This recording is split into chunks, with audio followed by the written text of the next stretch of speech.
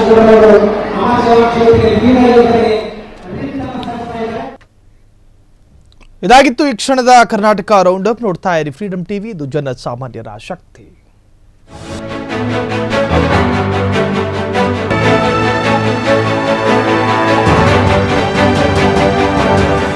ಕ್ಷಣ ಕ್ಷಣದ ಸುದ್ದಿಗಳಿಗಾಗಿ ಫ್ರೀಡಂ ಟಿವಿ ಸಬ್ಸ್ಕ್ರೈಬ್ ಮಾಡಿ, ಲೈಕ್ ಮಾಡಿ ಹಾಗೂ ಫಾಲೋ ಮಾಡಿ. ಹೊಸ ಸುದ್ದಿಗಳ ನೋಟಿಫಿಕೇಶನ್ಗಾಗಿ ಬೆಲ್ ಐಕಾನ್ ಮೇಲೆ ಕ್ಲಿಕ್ ಮಾಡಿ.